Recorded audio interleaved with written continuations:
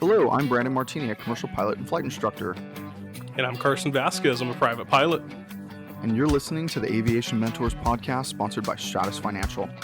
So buckle up because the Aviation Mentors are taking off.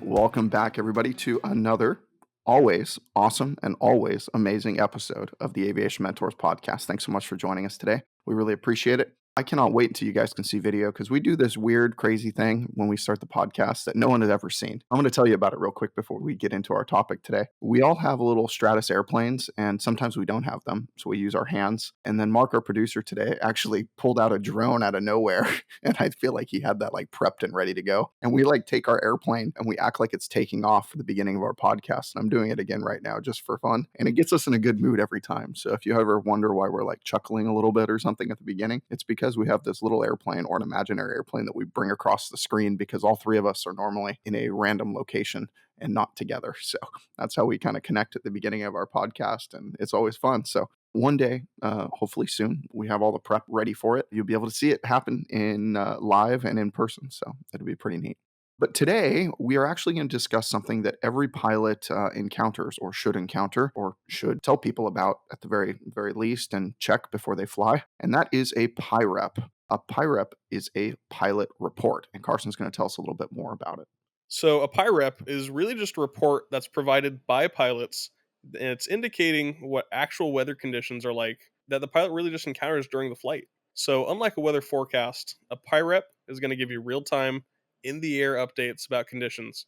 And it can be a whole bunch of different conditions: turbulence, icing, cloud cover, visibility. The list is just going to go on for every weather condition that the pilot's going to experience. But these reports are super crucial for ATC and meteorologists because that just helps everyone provide accurate weather information to other pilots.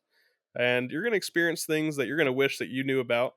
And that's when you're going to make a PIREP and tell the next one. So, like we said, the pilot reps, super valuable, and it's especially valuable and necessary during these rapidly changing or unexpected weather conditions. So as a pilot, really should just consider giving a PIREP if you encounter weather that differs from the forecast or briefings, or when you think that the information could help another pilot. So that includes reporting clear skies in an area forecasted to have poor weather, or vice versa. Absolutely. I think that PIREPs are extremely valuable. It'll let you know if somebody already went through what you went through, right? Or if a Boeing 737 on climb out is having light turbulence or moderate turbulence or even chop, Severe turbulence. severe turbulence or whatever it may be, right? What do you think it's going to feel like in your little Cessna 172? You are going to get rocked massively. So keep that in mind when you're flying as well. And we'll get into different types of PIREPs and things like that. But there's a way to give a good PIREP, by the way. Who, where, when, and what is kind of a really easy way to kind of think about it. AOPA actually has a great article on it. So if you just type in AOPA elements of a PIREP, you can actually see all the PIREP elements and different things there, which I really, really like. There's also a PIREP form that the FAA puts out, and then you can also input PIREPs into different aviation apps as well. But the FAA's PIREP form it's really old and outdated. It's really difficult to use. There's a lot of aftermarket PIREP forms that are a lot easier to use, but it does give some valuable information. It's in the way that some attorney did it, right? So it's not that valuable. All the elements are there, but it really needs to be beautified and made so it's more user friendly, like maybe the one from AOPA, or lots of other people have done it too. You can just Google it and come up with a few. But the elements of a PIREP, you need to give the 3-station identifier, like where's the nearest weather reporting location to your phenomenon. You need to give the report type. Is it a UA or UUA, or uniform alpha, if you want to get technical? That means, is it a routine PIREP or is it an urgent PIREP? And the UA used to really kind of screw me up, Carson, because I would think that UA meant urgent, right? But no, it has to have 2 U's. It has to be extra urgent. So that's how I kind of remember it. It's UU is extra urgent, and UA is just, well, it's just routine or normal. And you have to give the location in relation to a VOR or in relation to an airport, et cetera, like that. You also have to give the time. By the way, no giving the time in your local time. It has to be in UTC, or what we all affectionately call Zulu time. So make sure that you know how to calculate your Zulu time. And if you don't, There's an app that I have on my phone that is very awesome. I think it's called Zulu Time. I got to look it up. Actually, I'm going to look it up right now. Carson, do you have this app on your phone? No, I haven't heard of it. It is fantastic. I just do the math in my head and I forget how many hours to take away. So 6 months out of the year it's correct, and 6 months it's not. Well, I guess that's true. But I travel so much, and maybe I should just put all my watches to Zulu Time and just live my life on Zulu Time because I don't know what time zone I'm in half the time. It'd probably make your life easier considering how much you're flying. I know, especially in my new home state of Florida, the Zulu times are off by 3 hours now. So, it's a little interesting. So you have to undo like what, a decade of flying, and Yeah, exactly, a decade yeah, of of, remembering. of -7 or -8. Yeah. Exactly. So I just looked it up on my phone. It looks like I didn't reinstall it when I got a new iPhone, like a couple weeks ago, so I don't have it. But I think it's called Zulu Time, and it basically shows. You can look up Pacific Time, Zulu Time, and some other one. And I bet you anything, you could just look up UTC and save that into your iPhone or into your whatever you use to check out the time, and I'm sure it'll display it in addition to your local time zone. You need to put your altitude. You need to put, are you on the ground or are you in the air? That's a big one, right? Because you can do both. You can actually report on the ground or in the air. Also, what type of aircraft you are. That's a big one. And your type of aircraft, I mean, a Cessna is real easy. It's C-172. But let's just say you're in like a Seminole or something like that. That's PA-44. I'm using that because that's the example on AOPA's website that I was looking at right now. So credit to AOPA for posting that. But yeah, there's a whole bunch of different ones. And if you don't know the different types of aircraft identifiers, you should learn them because, I mean, Boeing is pretty easy. B 737. Obviously, we know what that is, right? There's a Boeing 737. But there's a lot of weird different ones that most people don't necessarily know. Like I just looked up one near Long Beach, and what is a B-38M? I'm not really sure actually. What's an SL-62? LJ-75. I know that's a Learjet 75. Oh, here's a real common one that most people should know because they're becoming really popular airplanes, and that's an SF-50, a Sierra Foxtrot 50.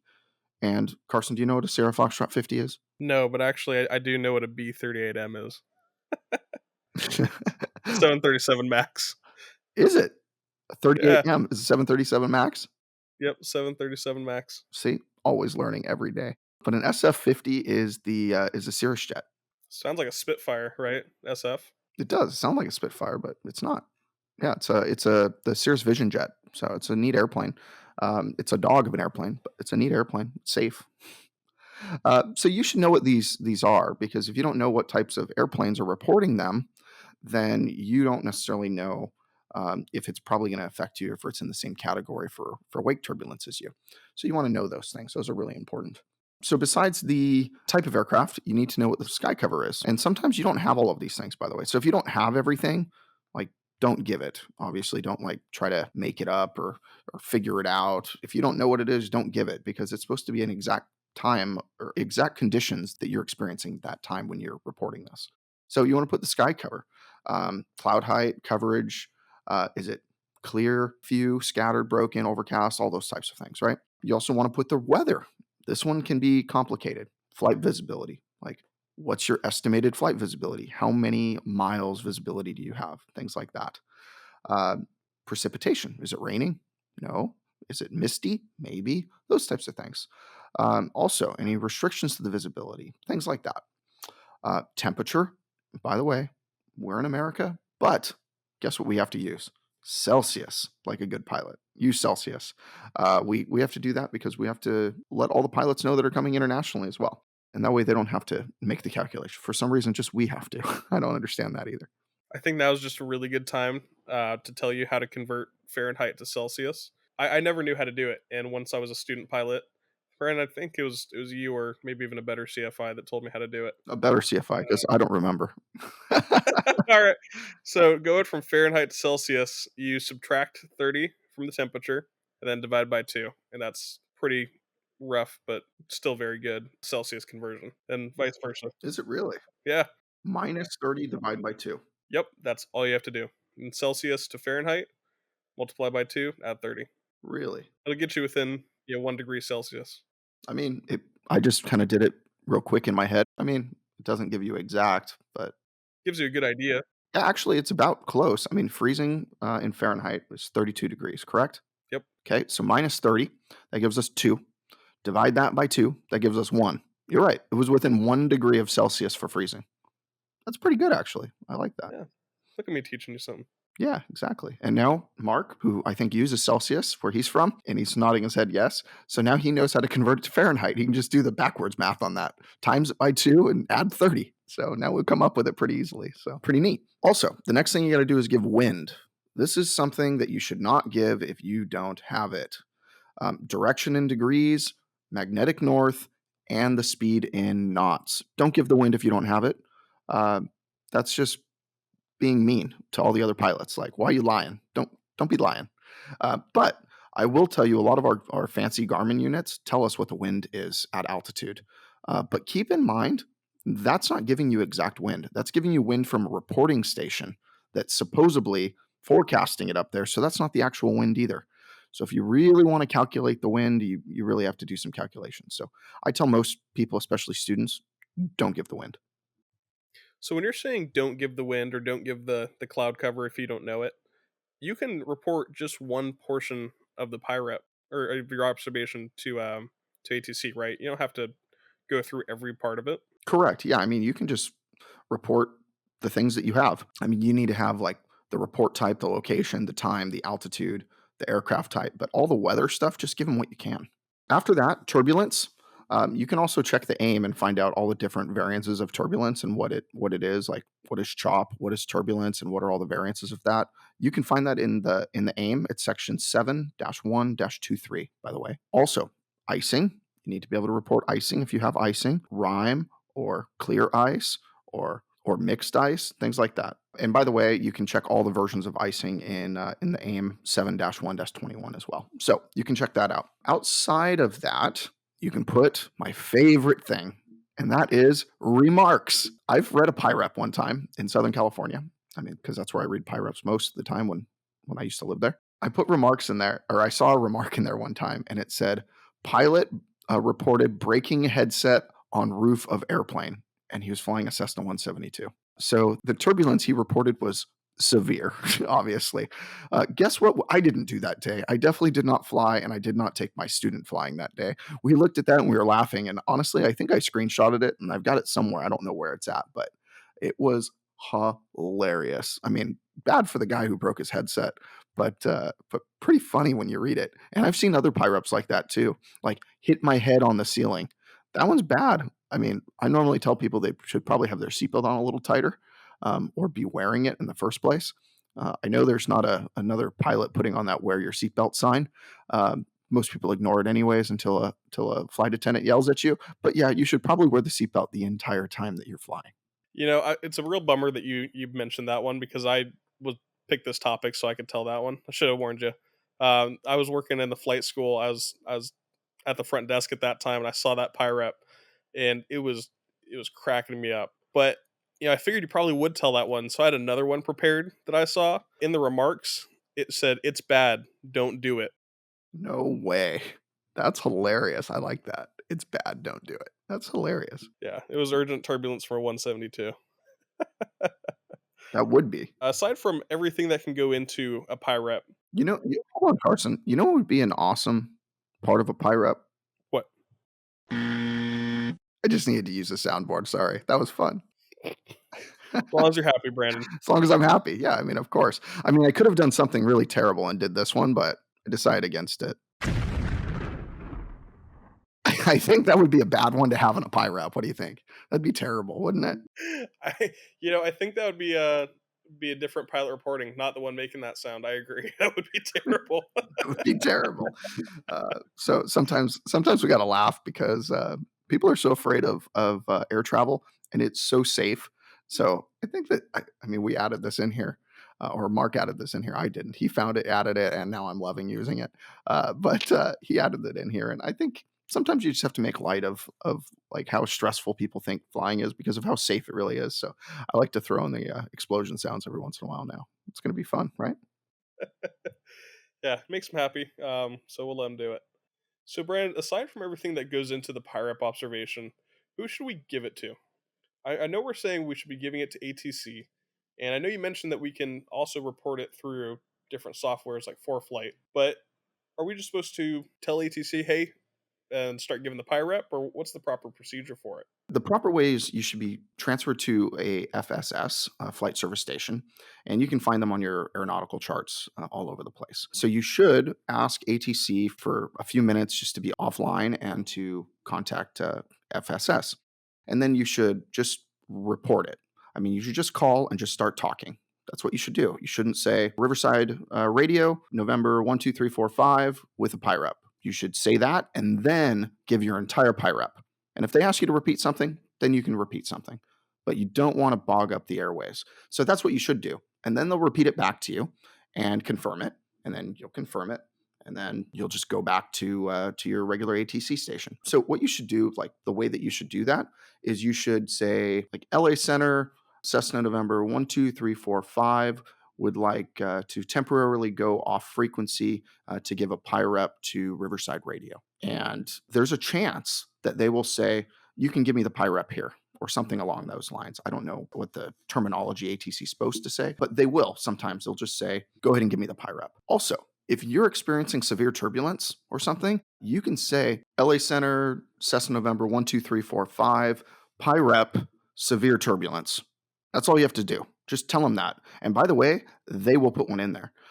I had a experience one time in the Aero that I think I've talked about on this podcast when I got into what I felt was severe icing. I flew into a cloud, and I was on an IFR flight plan. By the way, I flew into a cloud and I had severe icing, and I pretty much had to declare an emergency, turn around and declare an emergency. It was really really bad. So when I did that, I just reported severe icing, and that was it. And they knew just to help me in whatever way I needed, but I was flying that airplane. I mean, what are the three words we use, Carson? Aviate, navigate, communicate. Exactly. So what I did was aviate and I navigated first off, and I threw in the communication real quick after I was done with those first two things because they were going to look at me like, why are you turning around inside of a cloud? You're on an IFR flight plan. Don't be an idiot. But I had to aviate, I had to navigate, and then I communicated very quickly, and I just put severe icing because I didn't want another pilot to fly into this big black cloud that came out of nowhere. So you got to be careful with that type of stuff.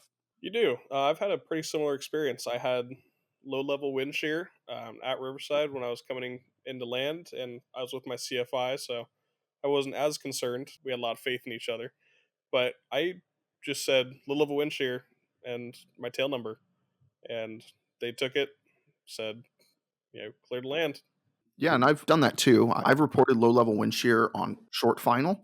I've also, and I'll just say tower low level wind shear, and they'll know that it's me because I'm on short final, right? So sometimes less is more, especially if you're in a critical phase of flight, or don't even say it then. Say it as soon as you're safely on the ground, or if you have to go around, say it on the go around, something like that, right? Never be afraid of going around. Go watch the video. That's a great one. And there's a little song you can sing about going around, and it's fantastic. Maybe one day we'll play it for everybody here, but I feel like we'll lose all of our audience if we play it. Yeah, I love that song. Maddie loves that song. We actually were just talking about it the other day because I said we need to go around these cars over here, and she started singing. You can always go around. Yeah, loved it. FYI, Mark, I need that on my soundboard, please. Yes, that would be a I'm fantastic. happy to do an even better version. I was aware of what I was giving you, Brandon. Don't worry. Thank you. Thank you. Normally, I would give that PIREP like on the ground. But what I did do one time is I was on short final at McCarran Airport in Vegas, and I gave a PIREP for low level wind shear on short final because I was experiencing it, and I was in an Aerostar at the time. I'm pretty sure I was an Aerostar. So it's not tiny airplane, but it's not giant. And after I made that, I saw it on ForeFlight. I saw it on aviationweather.gov, and also I heard the controllers telling the 737s and all the big airplanes that there was low level wind shear, which is good. That's why we do it. We want to tell other pilots. And if we do use low level wind shear, as this is our example we're using right now, you want to tell other pilots as quickly as possible because that can be a dangerous situation if somebody comes in too slow. They can stall on short final, and that is a very dangerous situation being that close to the ground. It is. Good idea that you mentioned critical phases of flight. So I'll just give you the answer to this one. When should you not give a PIREP? In critical phase of flight, like we just talked about right now with on short final. I mean, if you're on super short final, like you're right over almost over the ground, No, don't give a PIREP then.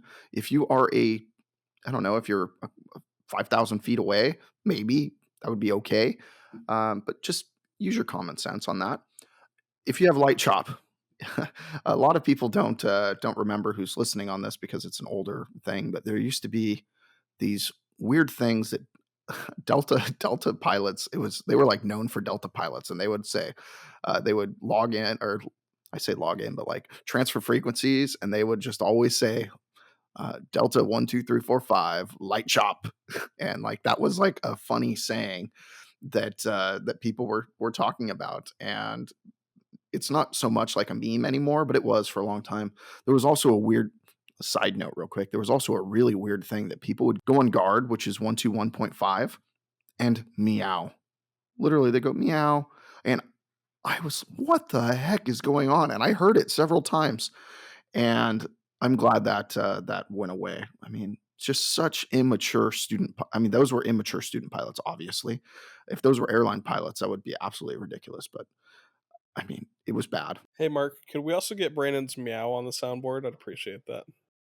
He's laughing right now.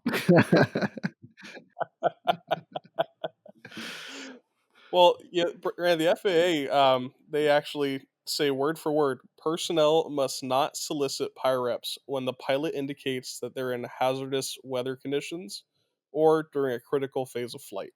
So the FAA has said, aviate, navigate, communicate. Don't do it. It can wait.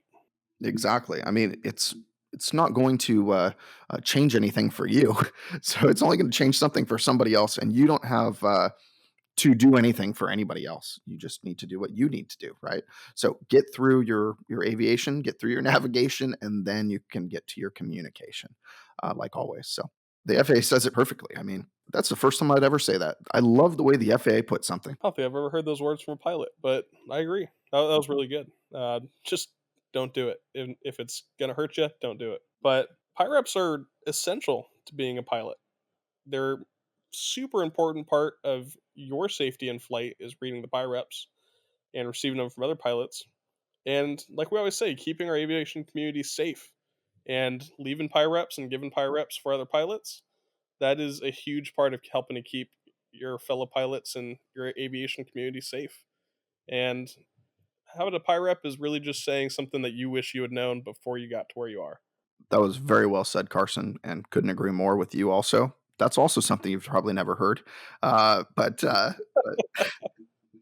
so, well, thanks everyone for listening today. I hope you gained some information on PIREPs. I know I really enjoyed this one actually, talking about PIREPs, and it's an integral part of being a good neighbor to your fellow pilots in the sky. But as always, if you want to reach out to us, please reach out to us via email, brandon@aviationmentors.com or carson@aviationmentors.com. Also, don't forget to hit follow, like, share, all of those fun things on whatever streaming platform you're listening to us on. We really, really, really appreciate it. It's a huge part of helping us grow the podcast and grow our aviation community. We also did some taste testing of a new product that we are going to be launching pretty soon, to be determined on the date. So I will mention that later on. But it was really, really good, and I cannot wait to talk about it some more. So thanks so much for joining us today, everyone. And as a wrap up for the day, remember, we're here to guide you in your aviation journey. So fly safe and enjoy the ride.